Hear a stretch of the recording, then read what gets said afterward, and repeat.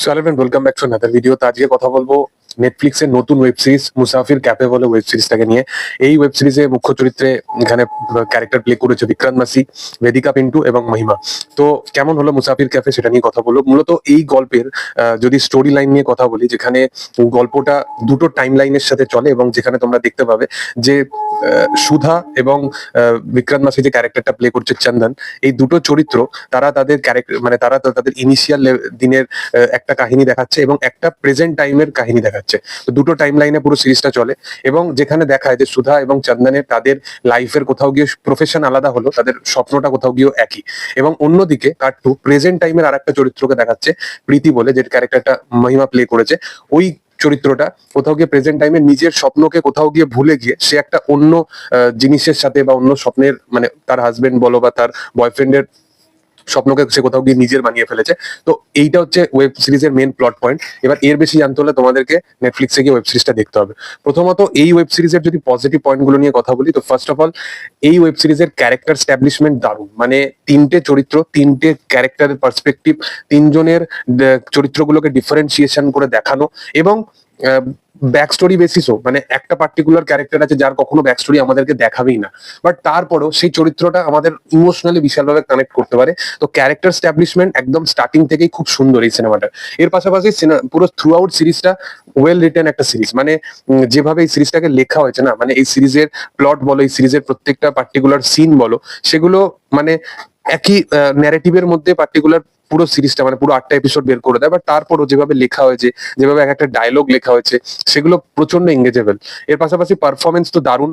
মানে বিক্রান্ত মাসি যেভাবে পারফরমেন্স ডেলিভার করেছে, যেভাবে বেদিকা পিন্টু তার যেরকম এক্সপ্রেশন, সে যেরকম অ্যাক্টিভিটি করে, দুর্দান্ত লাগে। এবং বিক্রান্ত মাসি এই মানুষটা সত্যি কথা বলতে মানে ক্যারেক্টারের মধ্যে বাঁচে। মানে এ প্রত্যেকটা চরিত্রকে যেভাবে প্লে করে বিশাল ভালো।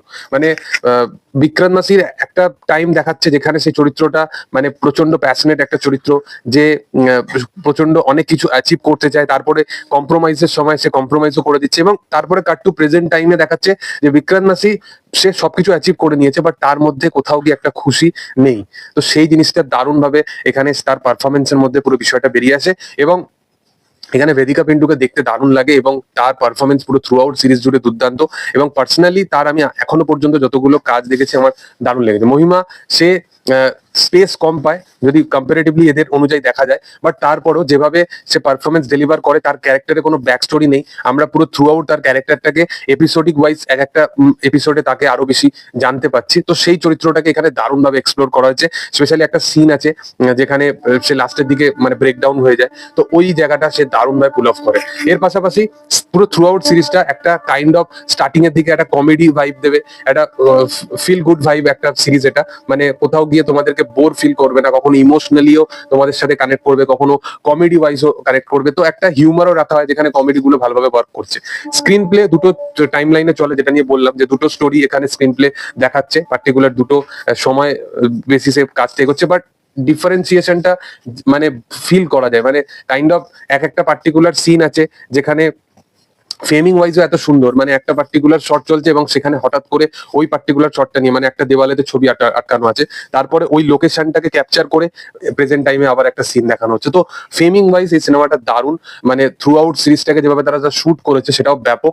এর পাশাপাশি যদি স্টোরিটাকে যেভাবে মানে একটা স্টোরি টেলিং প্রসেস হয়, পুরো টানা 8 এপিসোডের যদি একটা স্টোরি টেলিং প্রসিডিওর হয়, তো সেখানেও তুমি যদি দেখবে যে স্টোরি টেলিং প্রসিডিওর দুর্দান্ত এই থ্রু আউট সিরিজের। মানে এক একটা চরিত্র আসছে মিডিলে মিডিলে, তারা কোথাও গিয়ে ক্যারেক্টার গুলো কোথাও গিয়ে স্টোরিটাকে আরো বেশি করে কন্টিনিউ করছে, আরো বেশি করে এনহ্যান্স করছে, এবং প্রত্যেকটা চরিত্রর আলাদা আলাদা রকম পার্সপেক্টিভ দেখানো হয়েছে যেগুলো দেখতে ভালো লাগে। এর পাশাপাশি কিছু কিছু জিনিস আছে যেগুলো খুব সিম্পল ওয়েতে তারা প্রেজেন্ট করায়, যেমন একটা শহরের প্রতি ভালোবাসা, একটা শহরকে ছেড়ে আরেকটা শহরে কোথাও গিয়ে নিজের জন্য কম্প্রোমাইজ করা, ওই বিষয়গুলো, বা পার্সোনাল লেভেলে আমাদের কোথাও গিয়ে যে একটা আমরা লাইফে গোল সেট করি, সেটাকে কতটা আমরা এক্সিকিউট করতে পারি, আমার তার কি কি হার্ডেল আছে, তার হার্ডেল আমরা নিজেরাই তৈরি করি কিনা, এই ব্যাপারগুলো ব্যাপকভাবে এক্সপ্লোর করা হয়েছে এই থ্রু আউট সিরিজের মধ্যে।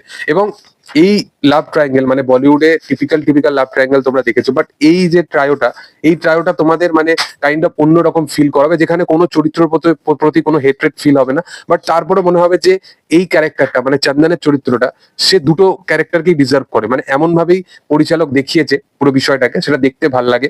এবং তার পাশাপাশি অনেক সাপোর্টিং ক্যারেক্টার আছে যারা মাঝে মাঝে আসে, এবং তাদের পারফরমেন্সও এখানে ভালোভাবে হোল্ড বজায় রাখতে পারে। এর পাশাপাশি একটা ব্যাক স্টোরি আছে পুরো থ্রু আউট সিরিজ জুড়ে, যে সিরিজটাকে মানে কোথাও গিয়ে পুরো থ্রু আউট সিরিজটাকে তার কাঁধে মানে শোল্ডারে নিয়ে গিয়ে লাস্টে গিয়ে যখন আউটকামটা আসছে সেখানে ওইটাও কোথাও কোথাও গিয়ে ক্যারিকেচার করেনি, মানে ব্যাক স্টোরিটাকেও খুব সিম্পলিসিটির মাধ্যমেও খুব সুন্দরভাবে সাজিয়ে তোলা হয়েছে, যেখানে দুটো চরিত্রকে কাইন্ড অফ এমন জায়গায় গিয়ে নিয়ে মানে তাদের যে হার্ডেলটা সেটা এমন জায়গায় গিয়ে সম্মুখীন হতে হচ্ছে যেখান থেকে তারা কম্প্রোমাইজ ছাড়া তাদের কোনো আর রাস্তা নেই। তো ওই ব্যাপারটাও কিন্তু খুব সুন্দরভাবে এখানে টাচ করে এবং ব্যাক স্টোরিটা ভালোভাবে ওয়ার্ক করে। ক্লাইম্যাক্সের জায়গাটা ভালো, ক্লাইম্যাক্সের মধ্যে একটা কাইন্ড অফ একটা টুইস্ট রেখে ক্লাইম্যাক্সটাকে শেষ করে দেওয়া হয়। তো থ্রু আউট এটা একটা কমপ্লিটলি ভালো ওয়েব সিরিজ, মানে এটা বারবার দেখার মতো ওয়েব সিরিজ।